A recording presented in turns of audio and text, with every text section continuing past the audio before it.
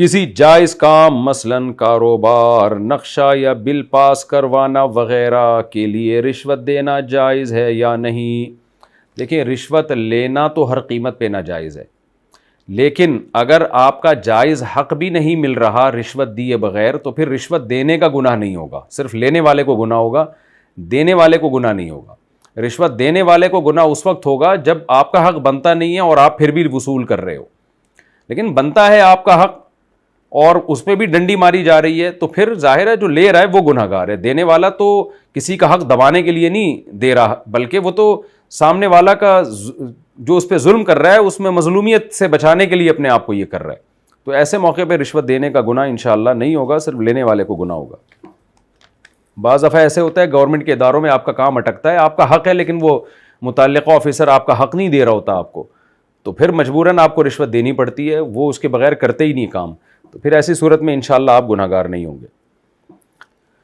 میری 3 چھوٹی بیٹیاں ہیں، میرے دیور جیٹھ وغیرہ کے کردار ٹھیک نہیں ہیں، میں اگر اپنی بیٹیوں کو ان سے دور رکھوں تو تعلقات توڑنے کا گناہ تو نہیں ہوگا؟ نہیں جی، اگر آپ نے بیٹیوں کو ایسے دیوروں سے جیٹوں سے دور نہیں رکھا تو پھر اپنی بچی کے ساتھ ناانصافی کا گناہ ہوگا آپ کو۔ اگر خدا نخواستہ کسی سوسائٹی میں کسی گھر میں، بعض دفعہ ہوتا ہے ٹھرکی قسم کے لوگ ہوتے ہیں، ہمارے پاس بھی اس طرح کی کالز آتی ہیں، مائیں بیچاری پریشان ہوتی ہیں اپنی بچیوں کے معاملے میں، کیونکہ آج کل انٹرنیٹ پر فحش چیزیں دیکھ دیکھ کے اور وقت پہ شادیاں نہ کرنے کی وجہ سے مردوں میں جو ٹھڑک پیدا ہوتی ہے نا، بعض دفعہ وہ موت تک نہیں جاتی اور وہ بہت ہی درندے بن جاتے ہیں۔ اللہ کا شکر ہے ہماری سوسائٹی میں میجورٹی ایسی نہیں ہے، میجورٹی میں خیر غالب ہے الحمدللہ۔ دیور جیٹ تو بچی کے چچا ہوتے ہیں، وہ مقدس رشتہ ہوتا ہے، وہ اپنی بھتیجی کو بیٹی ہی کی نیت سے دیکھتے ہیں، میجورٹی الحمدللہ اچھی ہے، لیکن کچھ غلط لوگ ہوتے ہیں۔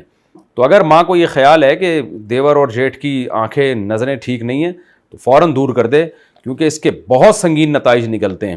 ایسی صورت میں بالکل جوائنٹ فیملی میں نہ رہے اور فوراً وہاں سے دور ہو جائے، تو کوئی خطۂ رحمی کا گناہ نہیں ہوگا، اور بچی کو ان سے پردہ بھی کرائے، ان کے سامنے نہ آنے دے۔ اگر ان کے سامنے لانا بھی ہے تو اپنی موجودگی میں، اسکاف میں۔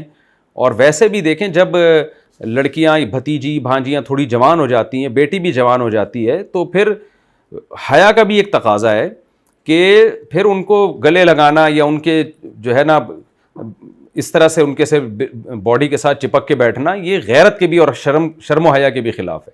ہماری سوسائٹی میں عزت دار گھرانوں میں الحمدللہ ایسا ہی ہوتا ہے کہ بیٹیاں جب جوان ہو جاتی ہیں، سر پہ چادر رکھتی ہیں، تو باپ کیسے پیار کرتا ہے، ان کی پیشانی پہ پیار کرے گا یا سر پہ ہاتھ رکھ لے گا، اور بھتیجیاں بھانجیاں ان کے بھی سر پہ ہاتھ رکھا جائے، بس اس سے زیادہ نہیں۔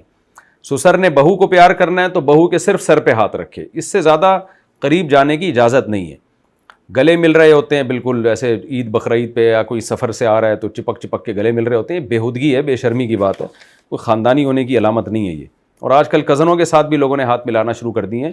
دیکھیں، انگریز جو ہے نا، وہ صرف 3 پیس سوٹ اور ٹائی کی حد تک اس کی تہذیب رہ گئی ہے، 3 پیس سوٹ اور ٹائی سے لگے گا تہذیب، باقی ان کا برباد ہو گیا سارا سیٹ اپ۔ غیر مسلموں میں بہت سارے لوگوں کا خاندانی نظام تباہ و برباد ہو گیا، تو خدا را اپنے مسلمانوں کو بچاؤ آپ۔ ہمارے پاس تو مذہب ہے، اسلام ہے بھائی، اسلام آپ کو پردے کے احکام سکھاتا ہے، اسلام آپ کو عورت سے ریزرو رہنے کا حکم دیتا ہے۔ اللہ نے آپ کے لیے صرف آپ کی بیوی بنائی ہے جس سے آپ بے تکلف ہو سکتے ہیں، اس کے علاوہ کسی سے آپ بے تکلف نہیں ہو سکتے۔ تو باڈی کو ایک دوسرے سے دور رکھیں بس۔ اسلام نے حکم دیا ہے کہ بچہ جب 10 سال کا ہو جائے نا، اس کے بستر الگ کر دو آپ۔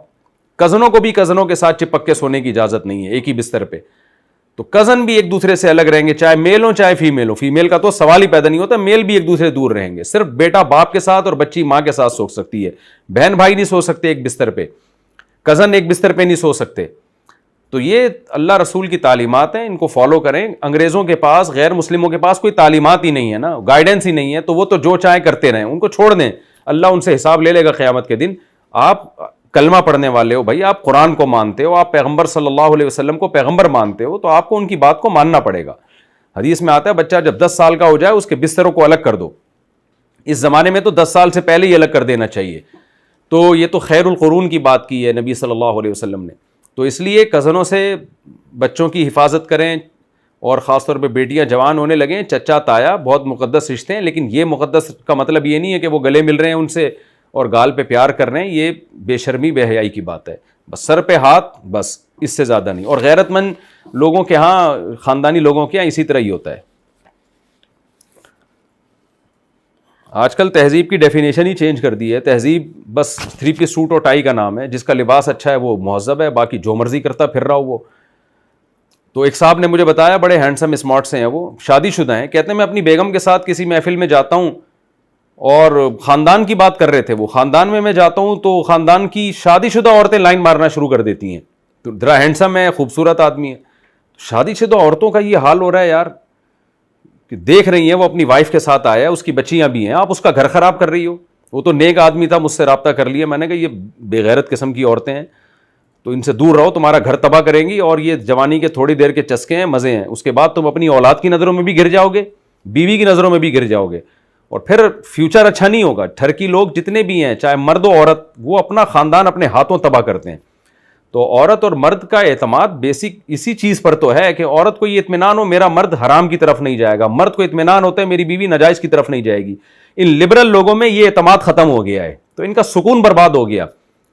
تو قرآن کہتا ہے نا, نسوا اللہ فانساہم انفسہم, انہوں نے اللہ کو بھلایا, اللہ نے ان کو بھلا دیا, ان کو اپنا آپ بھلا دیا اللہ نے, کہ یہ خود اپنے آپ کو اپنے ہاتھوں سے عذاب میں ڈالتے ہیں.